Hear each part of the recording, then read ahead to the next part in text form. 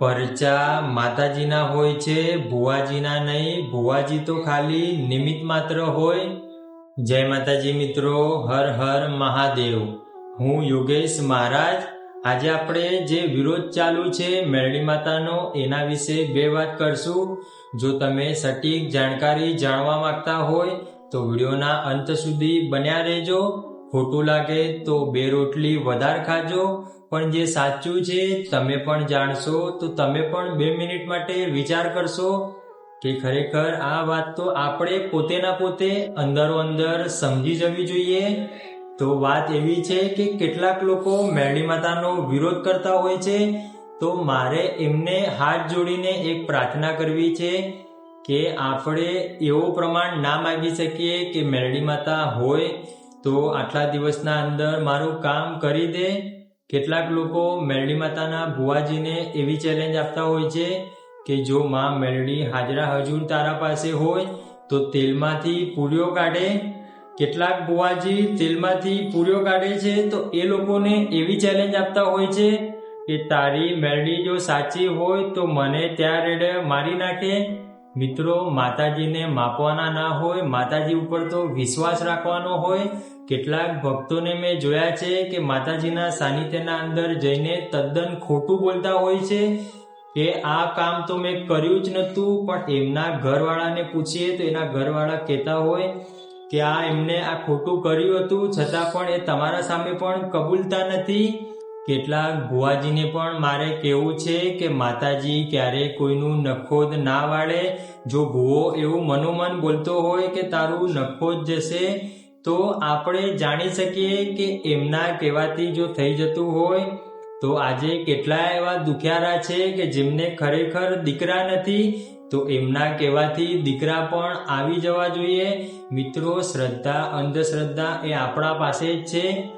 આપણા ગામના અંદર જો નાનું હનુમાનજીનું મંદિર હોય, એ મંદિરના અંદર કેટલાક લોકો એક શ્રીફળની માનતા માનીને પણ સુખી છે.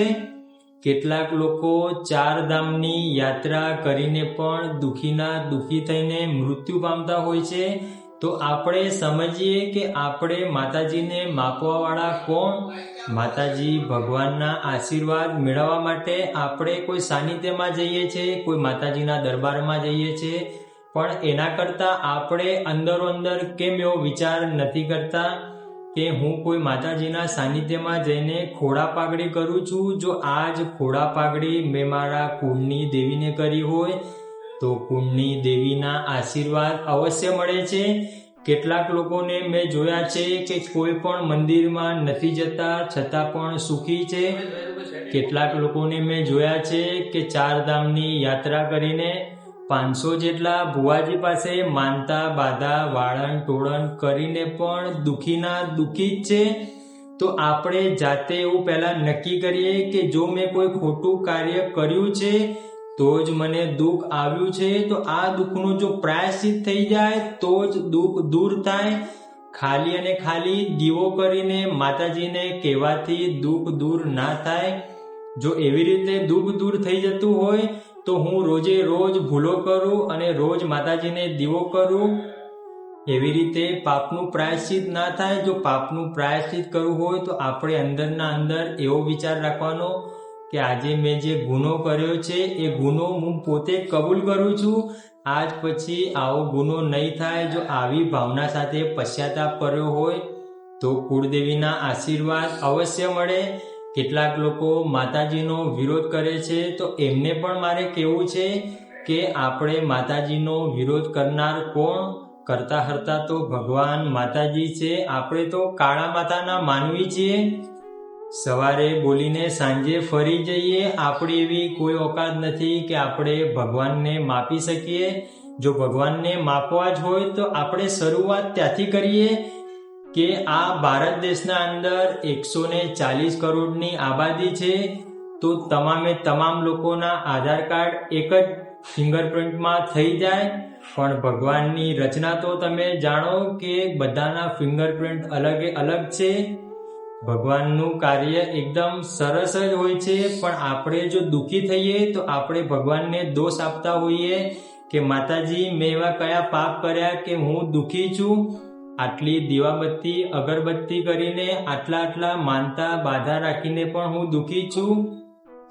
પણ એક ક્ષણે આપણે એવો વિચાર કરવાનો કે આજ પછી હું માતાજીના સાનિધ્યમાં ગયા પછી સુખી થઈ ગયો, સુખી થઈ ગઈ. મિત્રો, એક વાત યાદ રાખજો કે માતાજીના ખોળે બેસ્યા પછી કોઈ જ કરડતું નથી, કોઈ જ વળગતું નથી. આ ખાલી અને ખાલી આપણો ભ્રમ હોય છે. જો આપણને કોઈ નડે છે તો આપણા અમુક નીચ કર્મ, જો આપણા સત્કર્મ હશે તો પ્રભુનો ભેટો અવશ્ય થશે. આપણા સત્કર્મ હશે, 5 આંગળીની પુનઈ હશે, તારું મારુંની ભાવના જો હટી જશે, અહંકારમાંથી મુક્ત થઈ જશું તો પ્રભુનો ભેટો અવશ્ય થશે. જો ભક્તિભાવવાળું જીવન હશે તો સત્સંગમય જીવન જીવવાનો આનંદ અલગ જ હશે.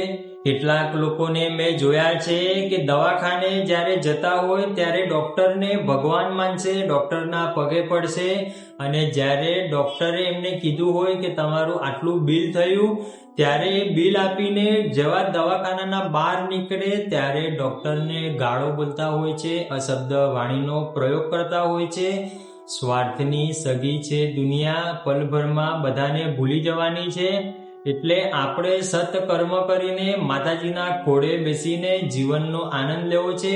જિંદગી જીવવા માટે છે, મરવા માટે નહીં. જિંદગી કેટલું જીવ્યા એ મહત્વનું નથી, પણ જીવનના અંદર કઈ રીતે જીવવું એ મહત્વનું છે. સત્સંગ કરવાનો નથી, સત્સંગ જીવવાનો છે. તો આપણા મુખે માતાજીનું નામ સ્મરણ અખંડ રહેશે તો આપણે કોઈનાથી ડરવાની જરૂર નથી. જો તમે અમારી ચેનલમાં નવા હોય તો ચેનલને સબસ્ક્રાઇબ કરી વિડીયોને લાઈક કરવાનું ના ભૂલતા. ત્યાં સુધી જય માતાજી મિત્રો, રાજી રહેજો.